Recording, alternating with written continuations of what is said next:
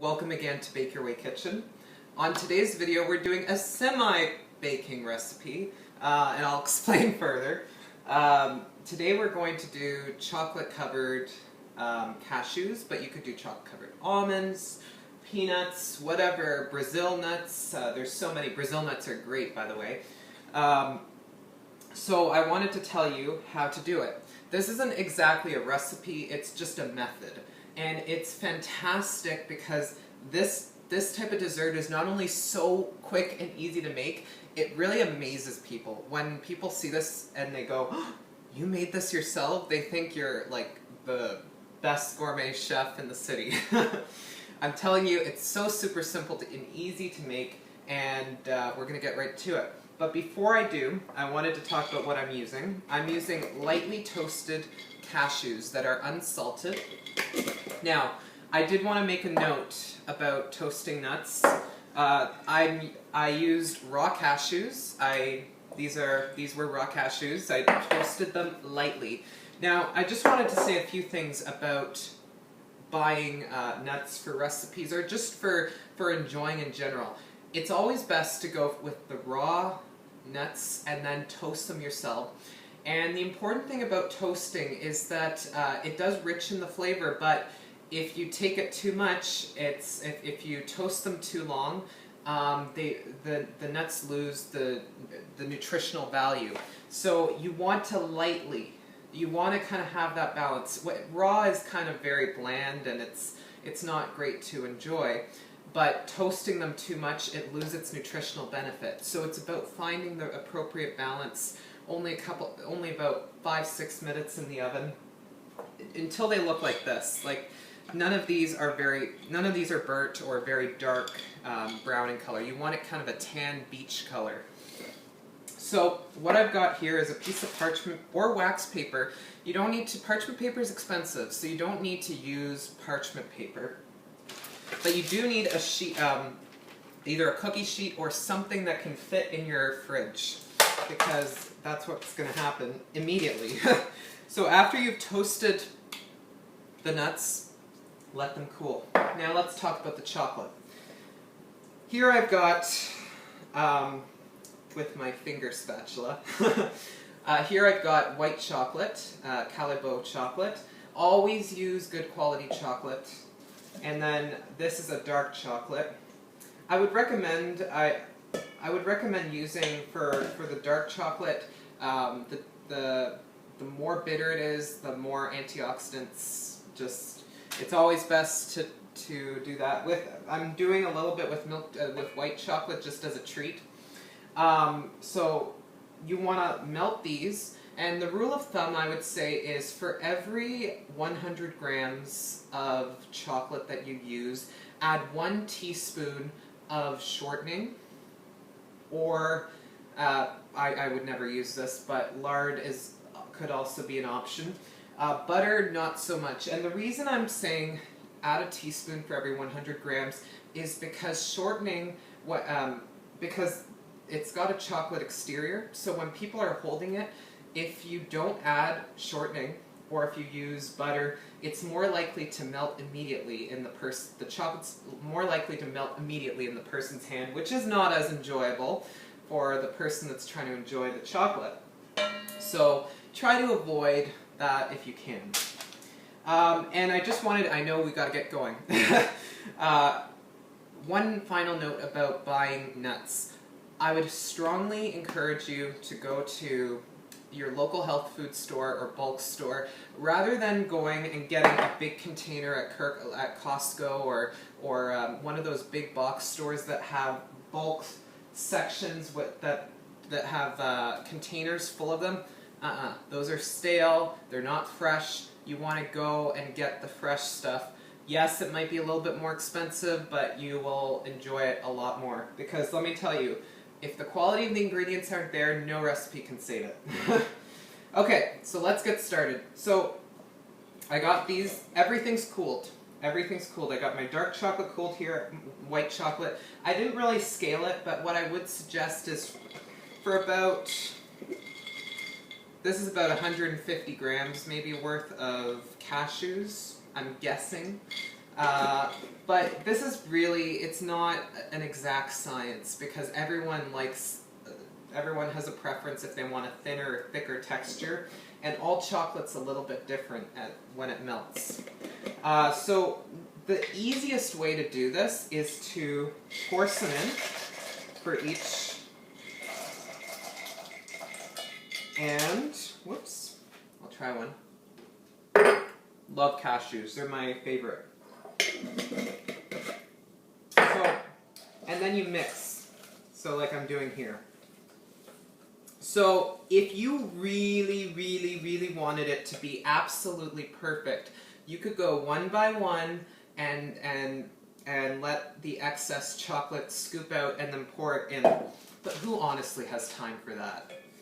So, rather than that, what I usually do is I mix it and just pour some like this onto my mixture here, or onto my piece of parchment paper.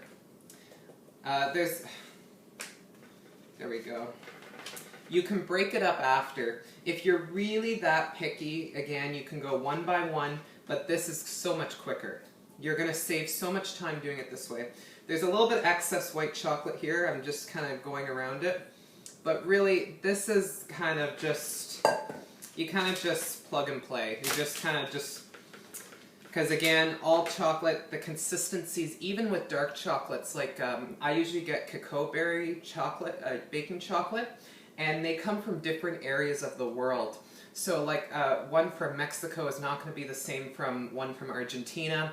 The fluidity is different. So that's why this isn't really to scale at all. So just bear that in mind when you're doing this. Oh, it looks beautiful.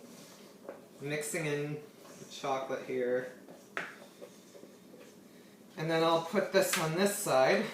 Try to split these up. And I've got some excess chocolate here, and I'll tell you what exactly you can do with that. Whoops, there's a little bit of crossover, I'm trying to avoid it. Okay, so we got all our cashews here. Now you may be asking yourself, okay, so there we go. You may be asking yourself, what do I do with this excess chocolate? Because I mean, especially if you're buying good baking chocolate, you don't want to let this go to waste, hell no. So I'm going to show you what to do with that. We're simply going to splatter it on another sheet of parchment paper and let it cool in the fridge or freezer, and then you can kind of eat it as bark, or you could add it as a decorative piece on a cake that you make. Okay, so as you can see here, this recipe took literally less than 10 minutes. Seriously. And it's so simple from here, because what I'm going to do is literally just put this in the fridge and let it set. And in the fridge it'll take maybe an hour. If you're like thinking to yourself, Nicholas, I got to get this in my stomach. If you're really impatient, you can put it in the freezer if you have enough room. Right now our freezer is completely full, so I'm not even going to bother. So I'm going to put this in the fridge, and I will show you what it looks like when it's done. It hasn't exactly been an hour, but I was checking non-stop because I couldn't wait to try this. And there's people coming here soon, so I had to expedite the process of finishing up this video. So you can see here, if I touch it with my clean hands, there's no chocolate, no chocolate, no chocolate, no chocolate. So I thought first I'd give it a try, and then we'll talk about moving it. So I'm trying the white chocolate cashew. That's good. I find cashews actually almost go better with like a creamier, like a white or a milk chocolate, because they're a creamy nut. So that one's good. I'm going to take this dark chocolate one that's kind of invaded into the white chocolate zone. Also very good. I think I would like to have a little bit of both. This one's definitely obviously a lot more sweet. than this, but they're still very good. And I will stress one thing to you, and I know I've said this in multiple videos. For people that have watched my other videos, you will know I've already said this about white chocolate. Get good white chocolate. Do not get chocolate chips. Do not get white chocolate chips. That is not good white chocolate. Get a white chocolate that says cocoa butter. It has to have that ingredient. Cocoa butter. Look for it. I stress because there's such a huge difference between that garbage wax white chocolate and the real stuff. The Calibo, the cocoa berry, I don't know if Valrhona does one, but look for a good quality chocolate. Don't even bother doing recipes unless you've got the ingredients to do it well. So, as for transport or serving, you could get a decorative container, and then simply with either clean hands or with a knife, if you can, break off the nuts and put them in individual bags, like if you're giving them as gifts. That's an option. But if you're being real and like you got people coming over or you're going somewhere and you want to bring a few for on the road to share, just simply, literally with the parchment paper, just start to break it off. It's all fine. It's not going to be like individually perfect. If you want that again, you could spend hours dipping each chocolate individually, but who has time for that? But to just break it off, use the parchment paper so you don't get your hands too messy, because your body temperature will melt the chocolate. So just try to avoid contact with the chocolate directly. So I'll move some of this in here. Oh my god, I gotta have another one.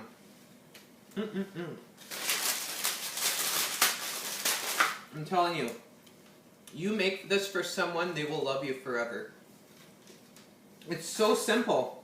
It's not even a recipe. It's simply melting chocolate and dipping it in